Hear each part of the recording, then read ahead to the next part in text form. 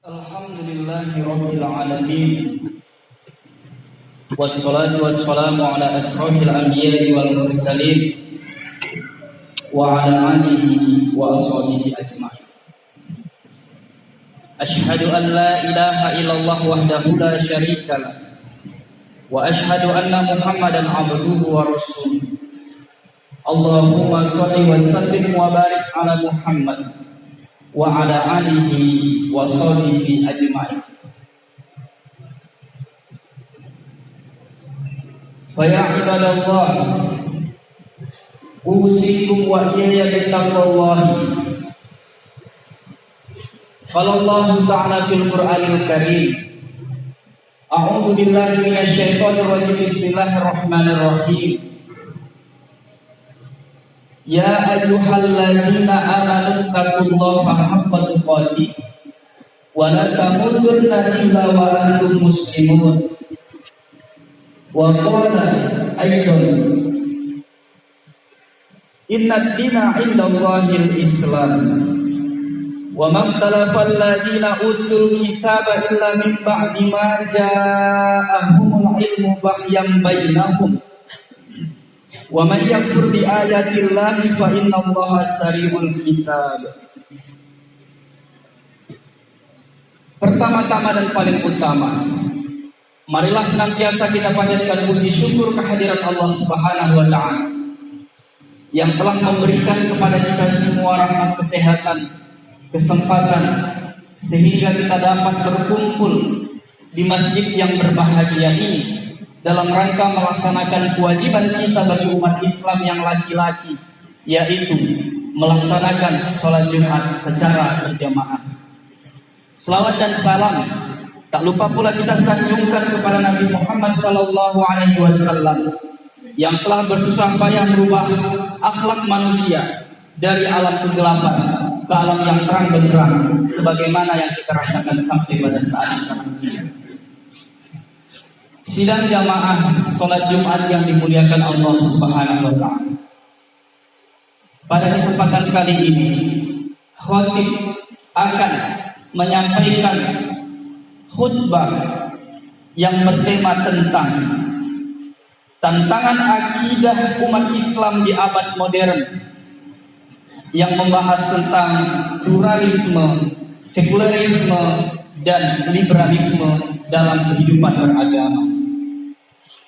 Sidang jamaah sholat Jumat yang dimuliakan Allah Subhanahu wa ta'ala, 14 abad yang lalu Nabi Muhammad SAW telah mengilustrasikan kepada kita semua bahwa kelak di suatu zaman akan ada kehidupan yang sangat luar biasa. Keimanan seseorang itu tidak kurang dari 24 jam. Inti dari hadis itu disebutkan, pada pagi hari seseorang beriman, pada sore harinya ia telah berubah menjadi kafir. Atau malah sebaliknya, pada pagi harinya ia kafir, kemudian pada sore harinya ia mengaku beriman.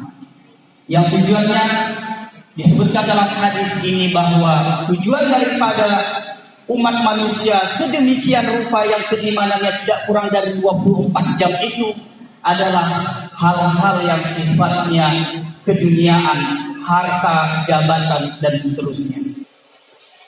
Kemudian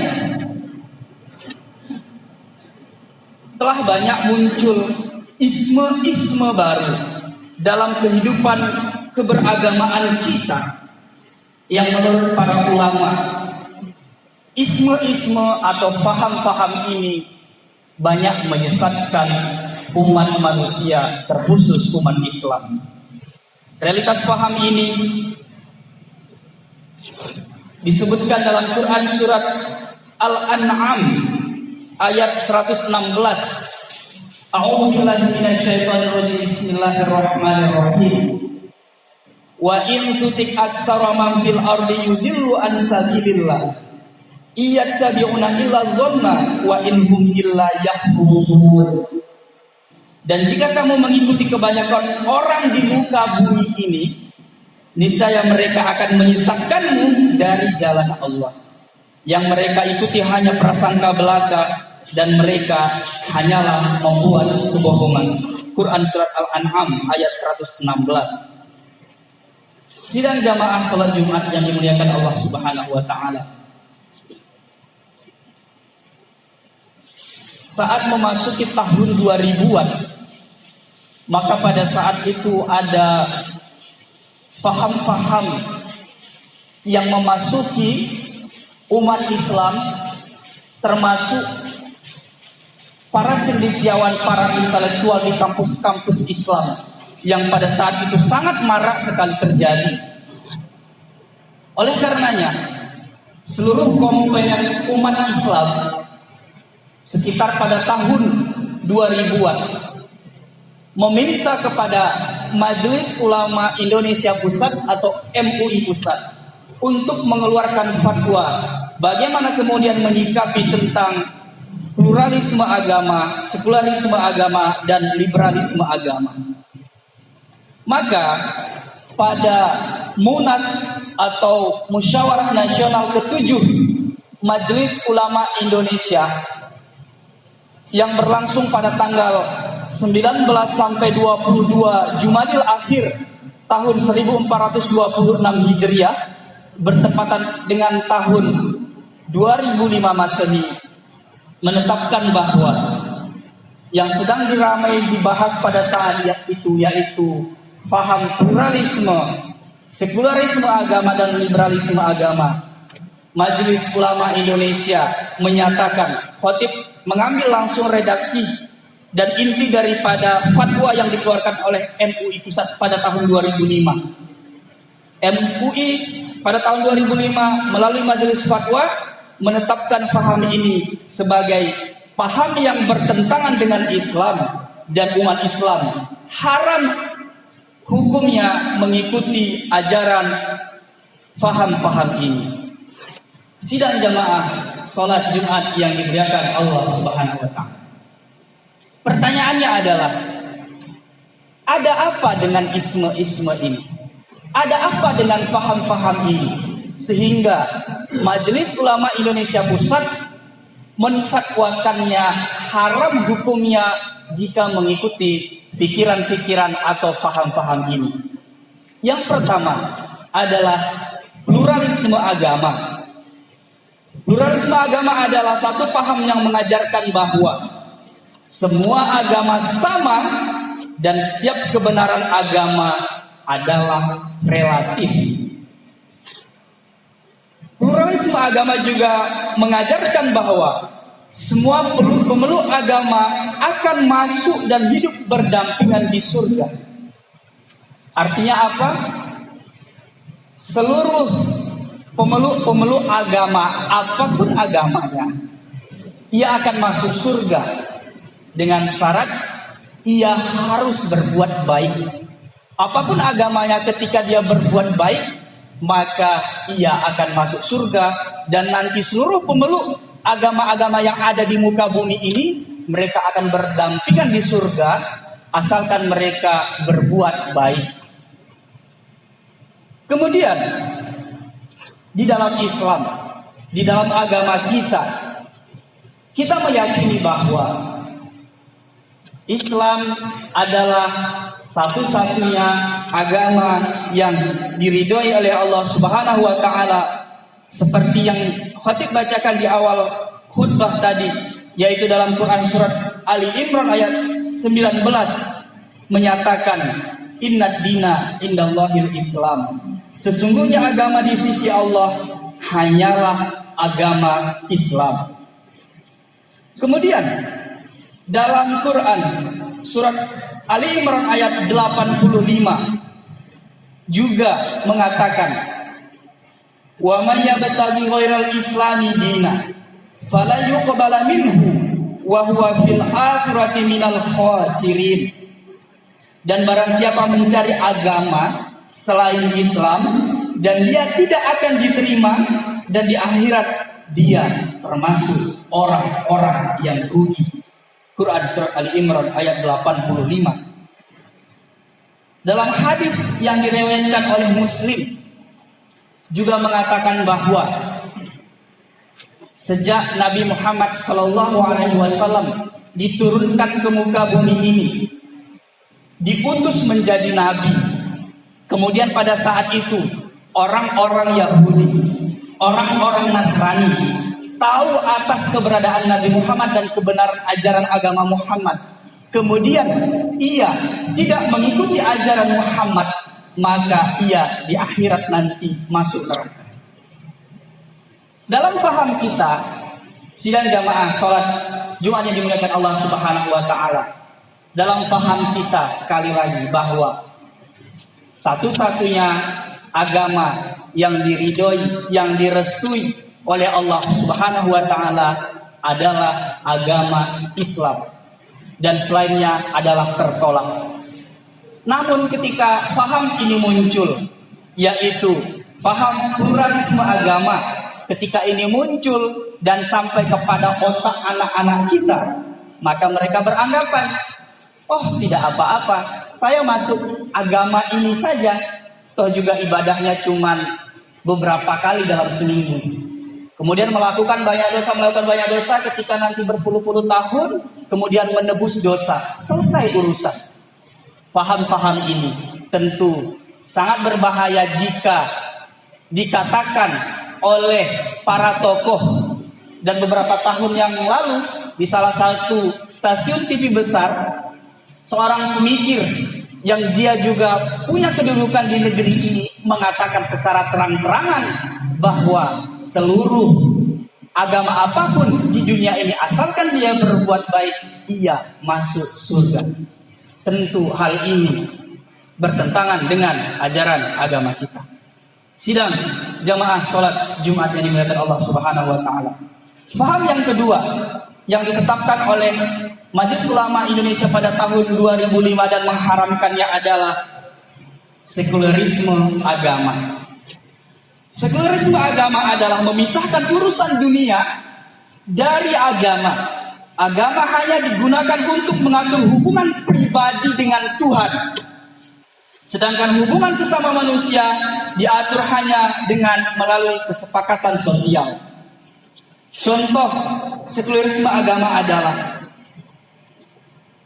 beberapa tahun yang lalu, salah satu lembaga besar, lembaga kampus, lembaga penelitian kampus, nama lembaganya adalah CRCS, yang tidak usah saya sebutkan nama kampusnya. Lembaga penelitian ini sangat terkenal dan lembaga penelitian salah satu kampus terbesar di negeri ini. Dalam penelitian ini menyebutkan bahwa ketika mereka meneliti tentang pendidikan agama-agama di sekolah, mereka menyimpulkan bahwa pendidikan agama di sekolah-sekolah itu bisa jadi berpotensi orang radikal karena mengikuti ajaran agamanya dan ia mudah membuat kekerasan. Lalu kemudian dalam penelitian ini, sidang jamaah sholat Jumat yang Allah Subhanahu wa Ta'ala, ada 3 tawarannya.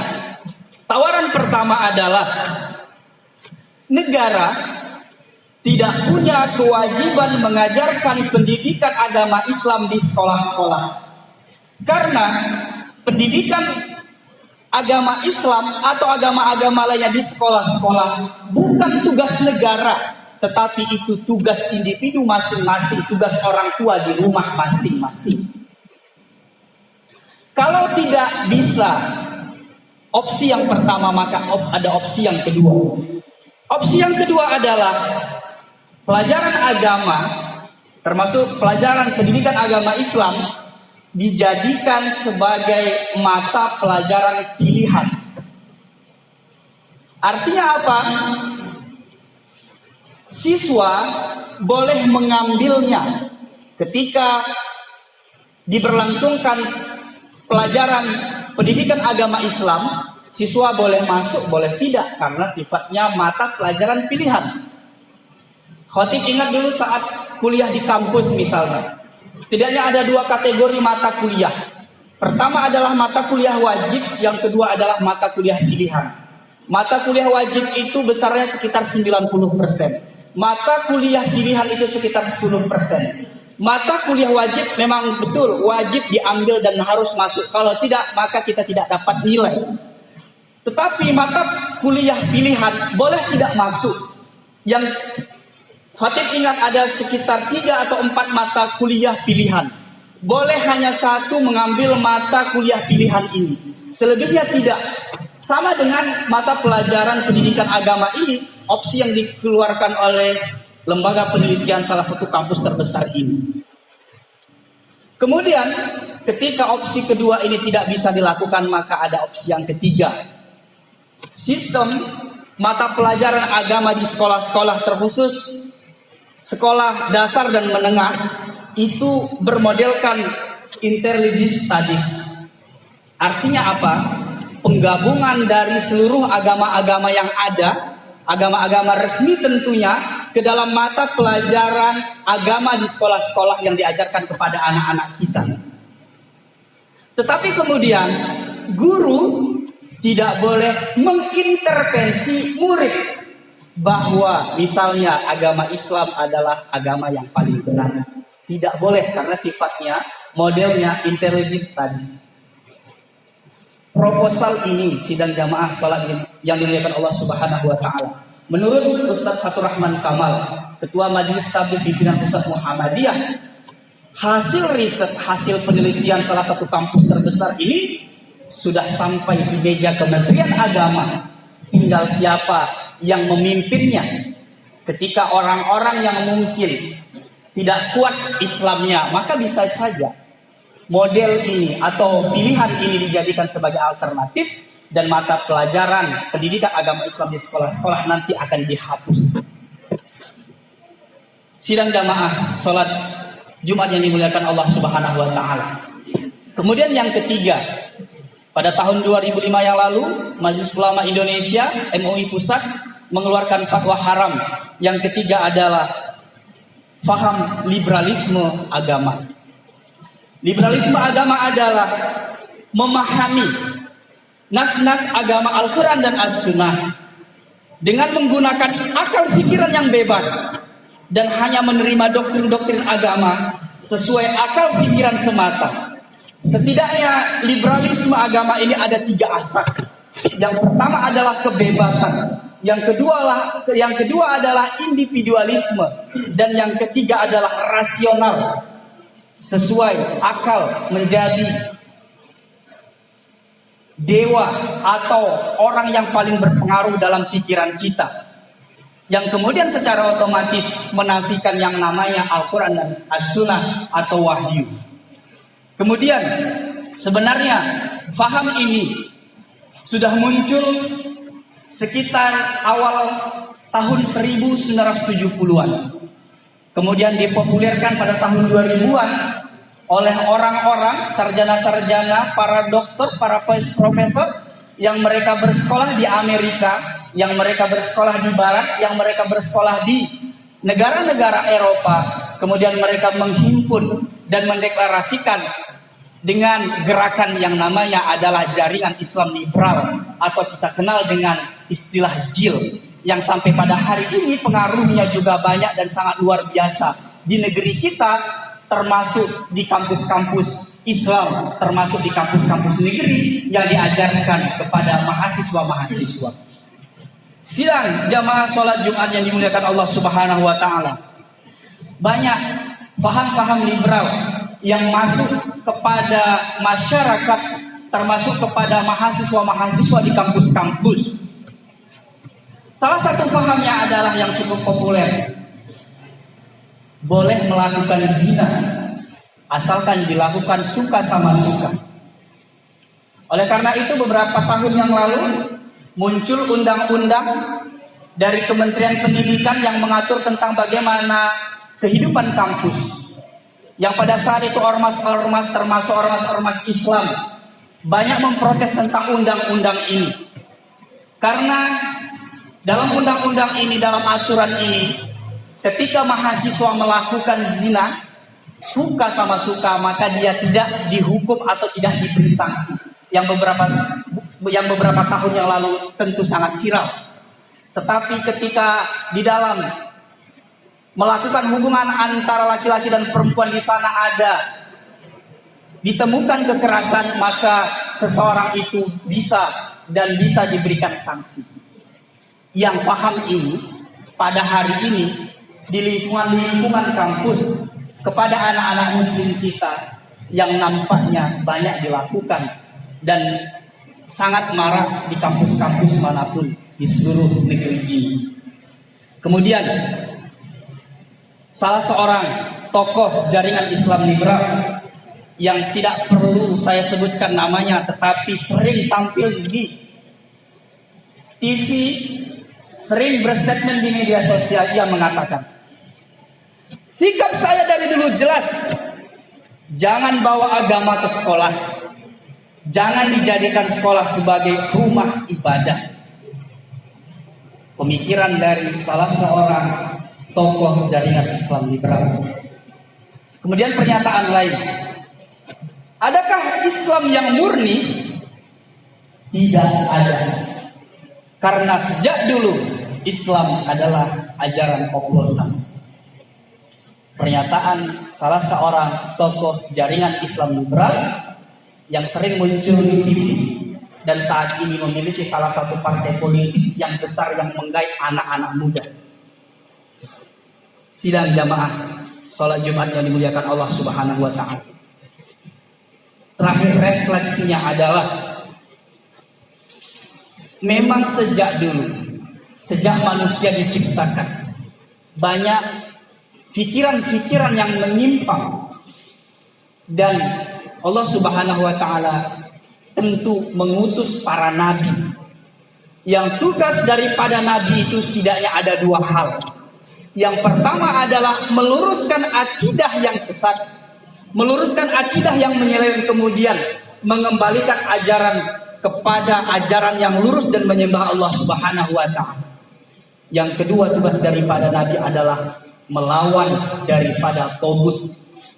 Kemudian khatib mengajak kepada diri khatib sendiri dan kita semua untuk menjaga keluarga kita masing-masing atas faham-faham yang telah tersebar, yang tokoh-tokohnya ditonton, disaksikan oleh anak-anak kita setiap hari di media sosial, di YouTube, yang mereka ketika membuat konten yang menontonnya bisa saja 2 juta orang, 3 juta orang, 4 juta orang, dan seterusnya. Khatib ingat beberapa saat yang lalu salah seorang selebgram di negeri ini mengundang pasangan homoseksual yang pada saat itu baru tayang sekitar 2 atau 3 hari, yang menonton sudah sampai 9 juta orang. Yang ini dampaknya sangat luar biasa dan menjadi realitas kita pada hari ini. Nabi Yakub alaihissalam, kita dapat meneladani beliau ketika sebelum Nabi Yakub alaihissalam meninggal dunia. Maka pada saat itu Nabi Yakub memastikan landscape keimanan anak-anaknya dan bertanya kepada anak-anaknya. Hal ini tergambar dalam Quran surah Al-Baqarah ayat 133. A'udzubillahi minasyaitonir rajim. Bismillahirrahmanirrahim. Am kuntum syuhada idza hadara yaqubal maut idz qala li banihi ma ta'buduna min ba'di qalu na'budu ilahaka wa ilaha abaika Ibrahim wa Ismail wa Ishaqa ilaha wahida wa nahnu lahu muslimun. Apakah kamu menjadi saksi saat maut akan menjemput Nabi Yakub? Sebelum Nabi Yakub meninggal, ia bertanya kepada anak-anaknya, wahai anak-anakku, apa yang kamu sembah ketika nanti aku meninggal dunia? Maka anak-anak Nabi Yakub menjawab, wahai Nabi Yakub, wahai ayahanda kami, ketika nanti kamu sudah tiada, maka kami akan menyembah Tuhanmu, Tuhan daripada nenek moyangmu, Tuhan daripada Nabi Ibrahim, Tuhan daripada Nabi Ismail, Tuhan daripada Nabi Ishak, yaitu Tuhan yang Maha Esa, dan kami hanya berserah diri kepadanya. Hal ini diabadikan oleh Allah Subhanahu wa taala dalam Quran surah Al-Baqarah ayat 133. Pertanyaannya adalah, Nabi Yakub alaihissalam sebelum meninggal dunia, ia memastikan landscape keimanan anak-anaknya, apa yang disembah oleh anak-anaknya ketika nanti ia telah meninggal dunia. Karena perkara tauhid, karena perkara siapa yang disembah itu menjadi suatu urgen bagi umat Islam sejati, bagi seseorang yang mengaku dirinya sebagai Islam sejati. Pertanyaannya adalah, sudahkah kita memastikan landscape keimanan anak-anak kita, apa yang mereka sembah ketika nanti kita telah tiada? Pertanyaan ini bisa dijawab oleh kita masing-masing. Barakallahu wa lakum fil Qur'anil azim wa nafa'ani wa iyyakum bima fihi minal ayati wal dhikril hakim wa taqabbal minni wa minkum tilawatahu innahu huwal ghafurur rahim.